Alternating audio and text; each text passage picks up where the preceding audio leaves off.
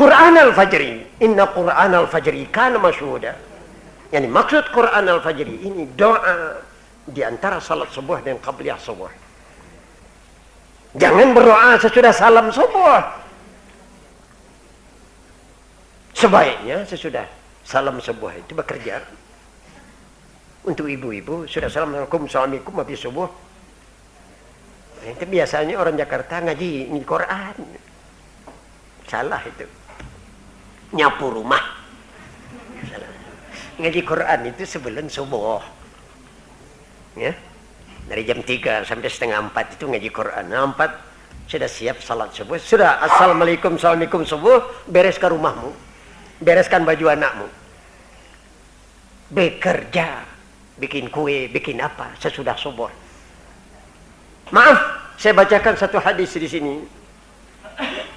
Naumis subuh turithul faqr. Al-hadits. Naumis subuh turithul faqr. Tidur subuh mewarisi melarat. Ya. Tidur subuh mewarisi melarat.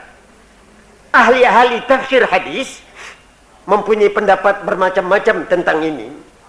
Satu mengatakan yang maksudkan naumis subuh ketiduran subuh. Orang salat dia masih ngorok. Ini yang akan jadi pengemis sampai tua. Satu. Tapi ini tafsir ini sedikit sekali yang menurut.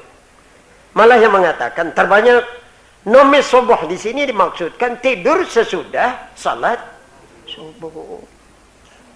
Ya. Biasanya bagi orang-orang yang sudah agak tua-tua seperti saya ini, tidur sesudah salat subuh itu nikmat sekali. Kalau anak-anak muda mau olahraga, mau ini itu sesudah salat subuh. Tapi jelasnya sesudah subuh tidak bekerja, kamu nanti akan jadi orang melarat. Jadi jelas hadis ini maksudnya sesudah subuh pembangunan ekonomi, pembangunan kebersihan rumah, juga pembangunan pelajaran, ngulang pelajaran sesudah salat subuh. Kamu akan menyelesaikan skripsi di kuliahmu, ya? Apalagi ini pedagang-pedagang bikin faktur itu sesudah subuh, ya?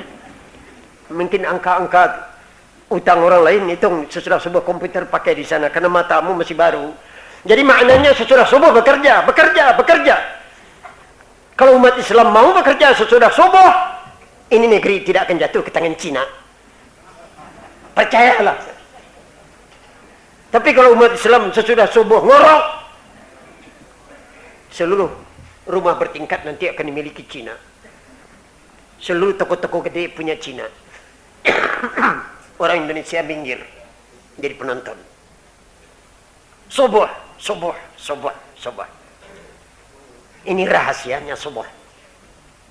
Saudara-saudara yang terhormat, qulu qawlan sadida.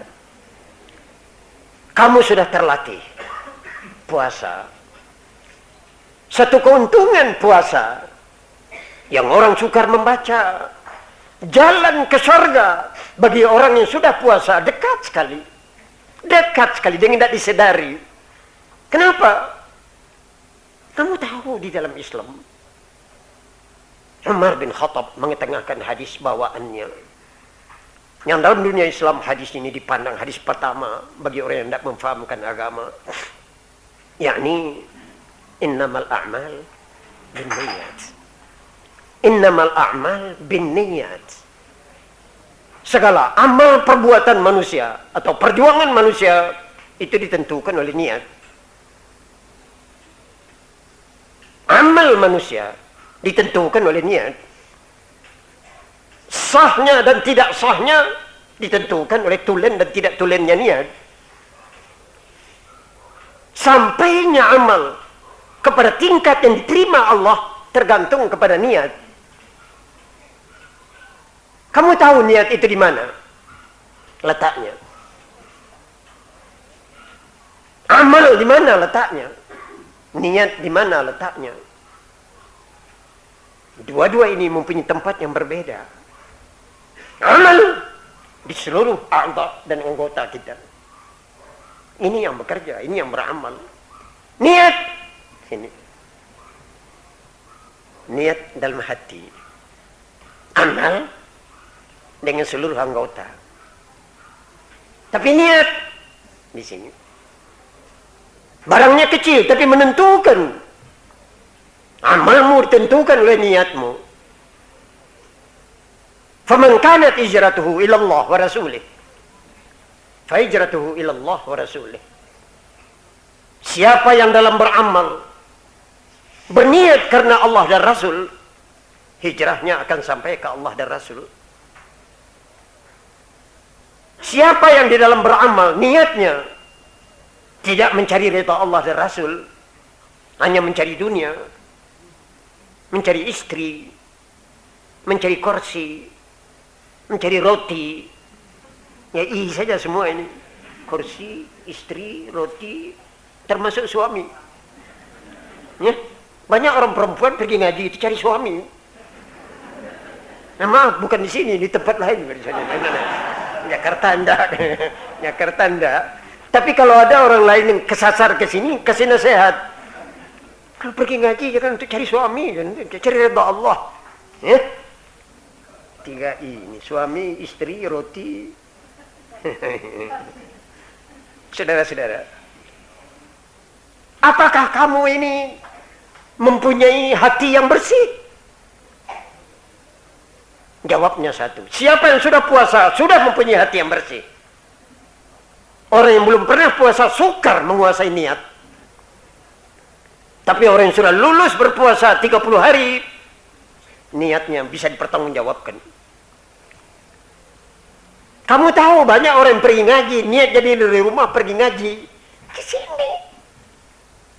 Jalan Imam Bonjol 48. Kesasar ke THR. Kenapa kesasar? Niatnya tidak mantap. Tengah jalan ragu-ragu, nonton aja. Tidak jadi ngaji. Ya? Ini macamnya manusia yang tidak mantap niatnya. Orang kalau sudah pernah puasa 30 hari berjuang mempertahankan niat yang tetap, itu gampang sekali konsentrasi dan gampang sekali membulatkan niat. Beruntung orang yang sudah puasa, niatmu itu lekas diterima Tuhan. Saya khawatir oleh karena tempo hari dalam salat tarawih saya sudah mulai mengoreksi sedikit persoalan salat, tapi karena dalam salat tarawih jam tidak terlalu banyak, masih banyak barang yang harus dikoreksi. Tempo hari imam kita saya koreksi tentang takbir, aksennya takbir. Orang yang sudah biasa dzikir, membaca tahmid, tahlil, itu sudah mempunyai cara-cara sendiri di dalam melafadzkan wirid. Alhamdulillah, la ilaha illallah, Allahu akbar. Ini kata-kata Allahu akbar, Allahu akbar, Allahu akbar. Karena imam memberi aksen pada Allahu dan barnya ditelatkan, sekarang jangan demikian. Allahu akbar, tekankan di bawah jadi si makmum senang. Tapi kalau membaca Allahu akbar, akbar jadi lambat kan jadi ini cara kecil sekali dalam melafadzkan bacaan. Sami'allahu liman hamidah. Kadang-kadang sami'allahu hamidahnya tak kedengaran. Kok imamnya kok menghematkan, keraskan sedikit.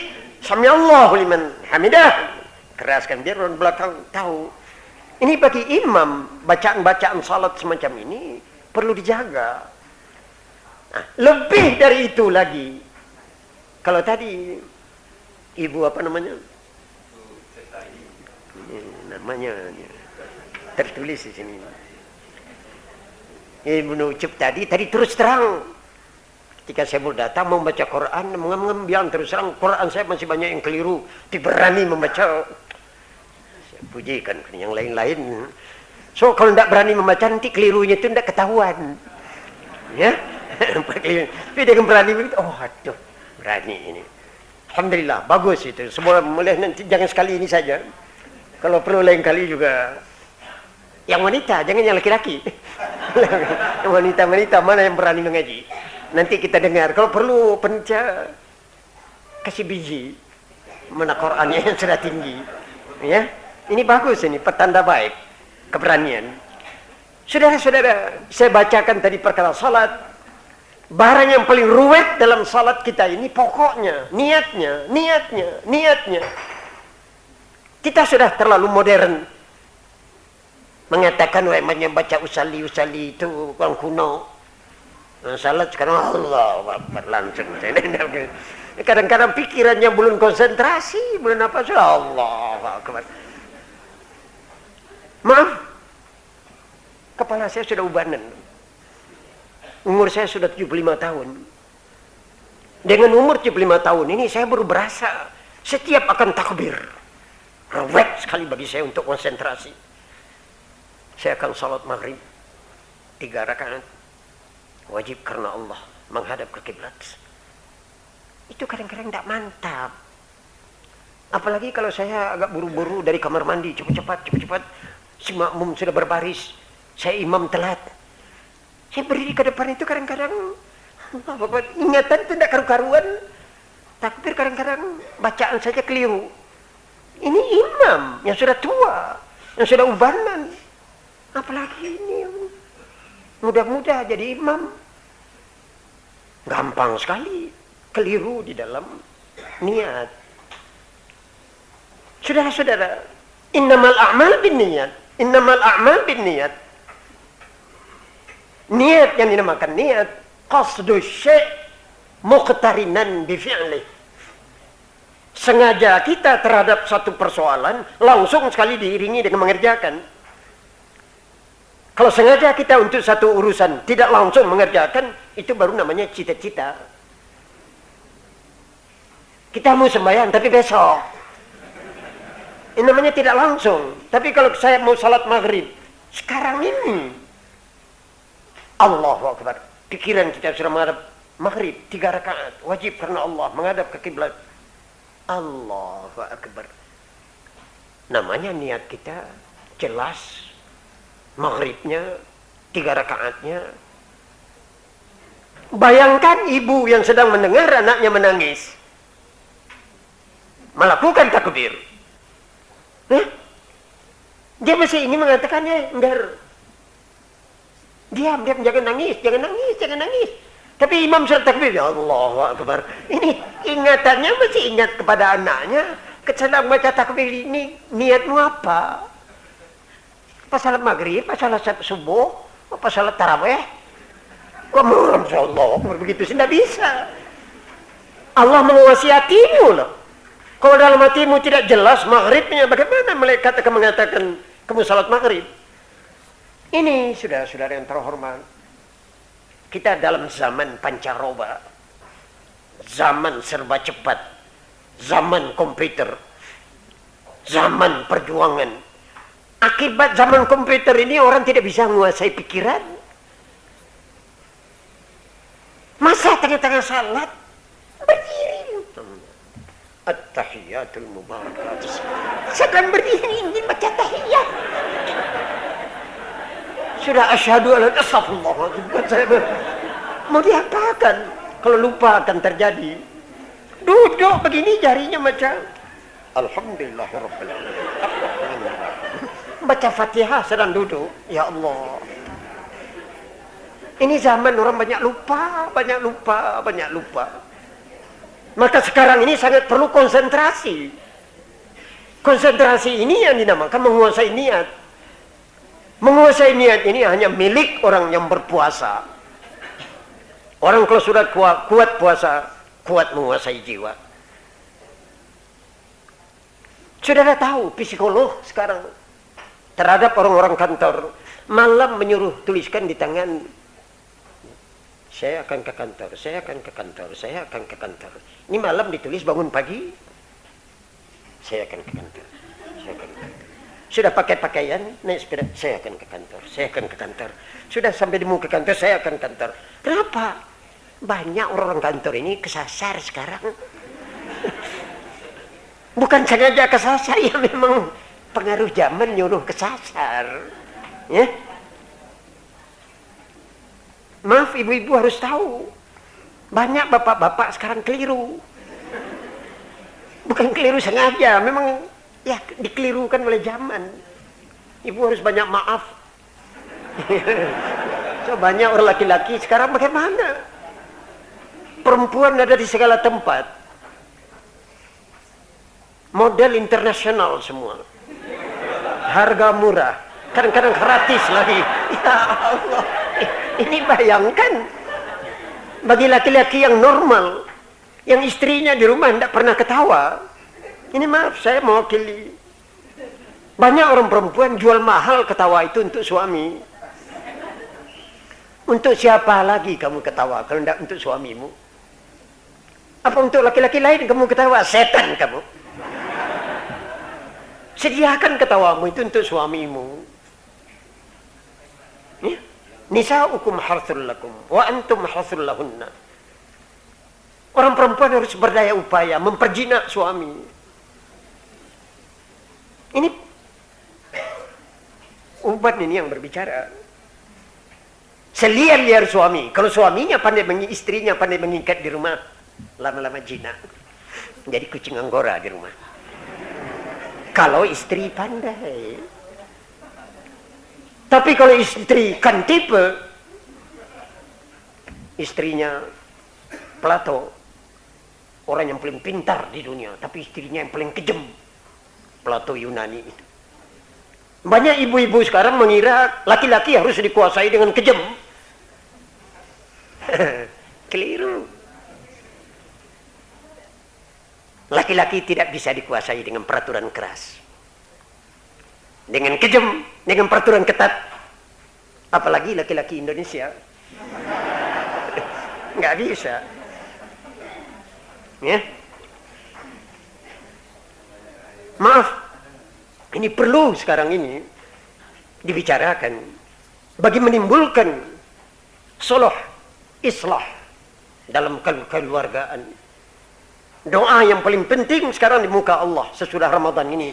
Aslih li fi dzurriyyati. Aslih li fi dzurriyyati. Aslih li fi dzurriyyati. Ya Allah, tuangkan kerukunan ke dalam keluargaku. Tuangkan islah dan damai ke dalam keluargaku. Penciptaan islah dalam kekeluargaan ini usaha yang harus kita lakukan sesudah riaya ini. Untuk ini role yang paling penting, role ibu. Ibu harus mempunyai kesabaran dan mempunyai dada yang lapang dan mengerti memperjinak suami. Apalagi bagi kamu yang sudah bergaul lebih dari 4 tahun. Menurut ilmu jiwa, seorang perempuan kalau sudah bergaul dengan suaminya melangkahi umur 4 tahun, dia sudah tahu siapa sebenarnya suaminya. Laki-laki tidak bisa berrahasia lagi dengan perempuan kalau sudah bergaul 4 tahun. Lipat usus laki-laki itu dia sudah tahu. Perkara tidak suka merokok selama ini, perkara tidak suka main judi, ini seluruhnya kadang-kadang sandiwara. Sudah 4 tahun ketahuan seluruhnya yang hakiki. Apa maknanya? Orang yang sudah bergaul 4 tahun bisa meladeni partnernya, suaminya dengan cara terus terang. Paling gampang bagi orang perempuan memperjinak suami. Memperjinak. Mencari suami angel. Tapi kalau sudah jatuh di tanganmu, memperjinak itu gampang. Memperjinak. Jina lawannya liar. Ada orang laki-laki yang duduk di rumah gatal saja kakinya, badannya itu. Sebentar sudah telepon mau keluar lagi mungkin. Tapi ada laki-laki yang namanya laki-laki taplak meja. Senang duduk di rumah, tidak mau ngeluyur-ngeluyur. Taplak meja. Wahai ibu, usahakanlah supaya suamimu jinak di rumah. Iya, karena yang bisa memperjinak laki-laki itu hanya kamu. Kamu tahu suamimu itu asalnya dulu apa? Bayi. Yang paling bisa merawat bayi siapa? Ibu. Suamimu itu bayi berkumis. Bayi tapi sudah kegedean, sekarang sudah pakai kumis. Tapi watak bayinya tetap ada ini. Dia pun kumisnya panjang sampai kumis Sultan Abdul Hamid. Masih tetap bayi. Apa maknanya? Tergantung kepada yang membuayakan. Biar bagaimana ngantuknya, bagaimana marahnya. Tapi kalau pandai menina bobok kan, ngantuk ya tidur. Ayunkan suamimu, buayakan, nyanyikan. Boleh kamu belajar menyanyi untuk memperjinak suamimu di rumah. Maaf, ini pelajaran ini kadang-kadang dikira orang main-main. Di sini rahasianya kerukunan hidup. Banyak orang laki-laki sekarang di kantor pusing, pekerjaan tidak beres, lari pulang di rumah tidak terhibur, akhirnya lari ke restoran minum-minum, ketemu ahli alkohol, hanyut. Tapi bagaimana beratnya tanggungan laki-laki di kantor. Kalau di rumah dia bisa istirahat, ibunya di rumah pandai melindungi, pandai memperjina.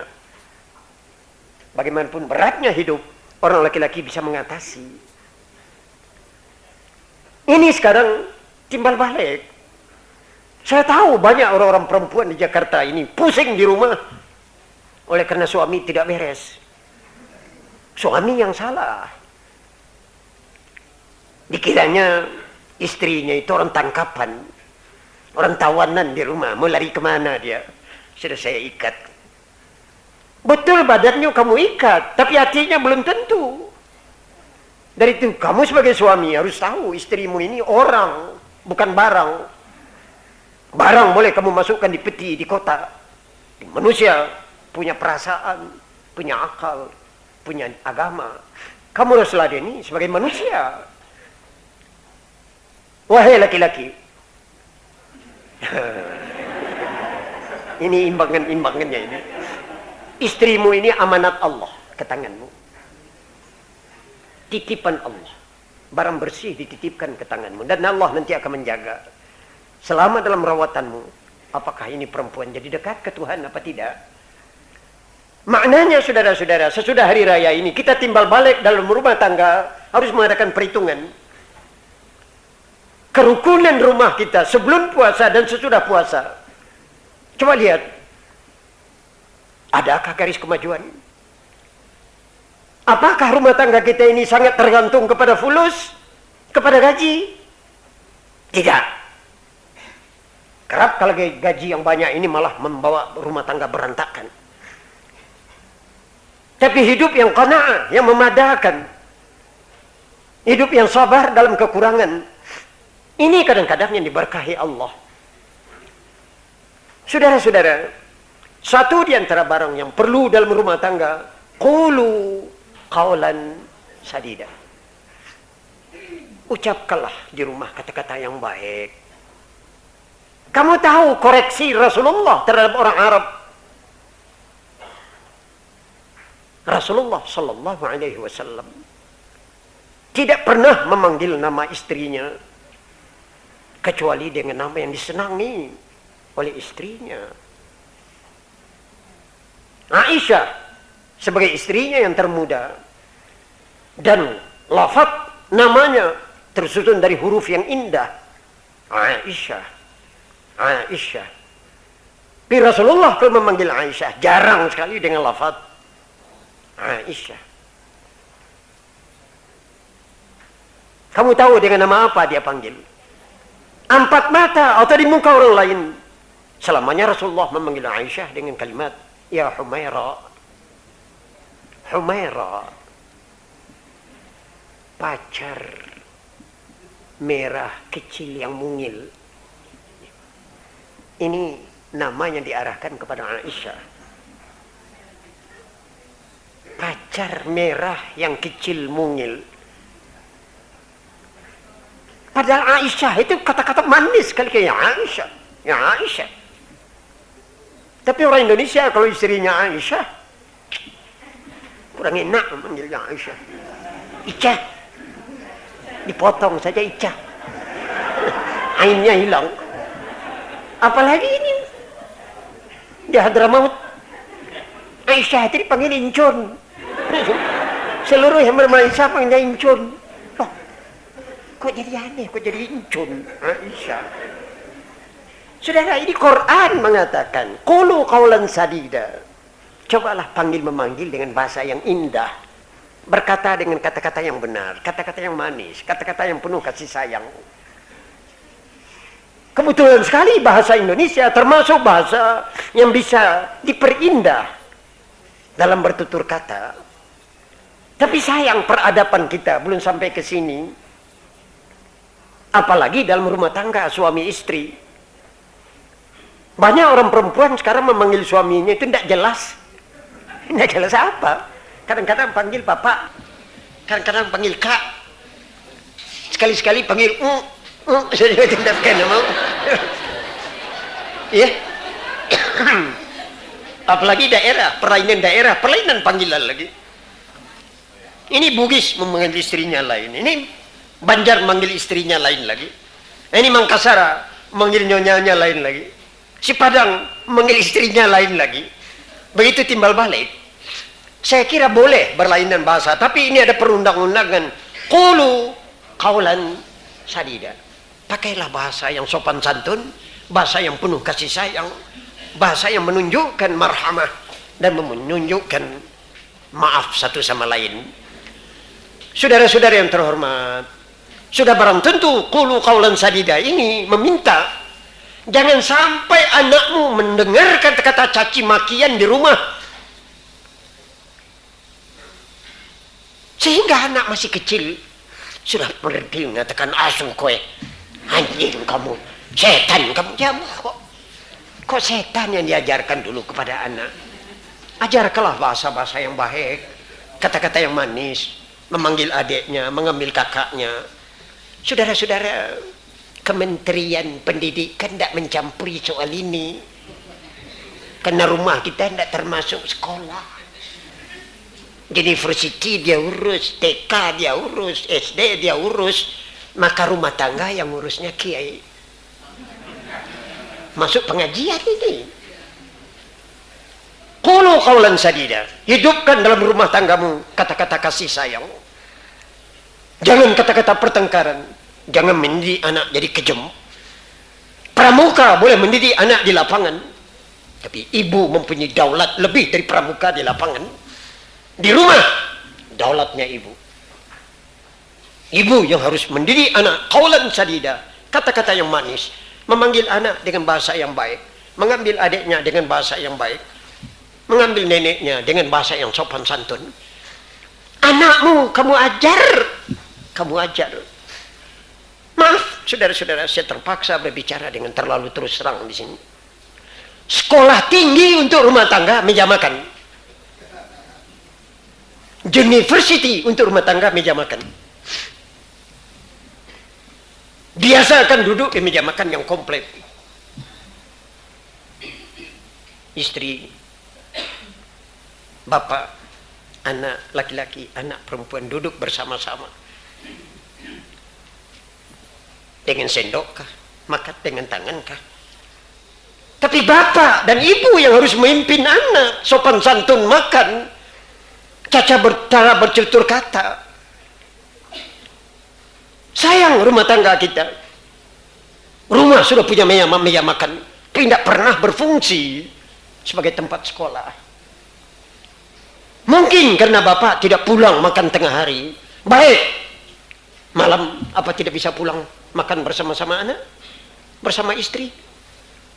Ini jamnya anak-anak harus dihiburkan oleh bapaknya, oleh ibunya. Jamnya dia harus melaporkan pengalamannya di sekolah. Jamnya dia harus mengadukan kepada orang tuanya peristiwa hidupnya. Parlemen rumah di meja makan. Usahakanlah supaya kamu dalam berfamili memperlihatkan kasih sayang di meja makan. Kalau kamu letakkan sate di meja makan,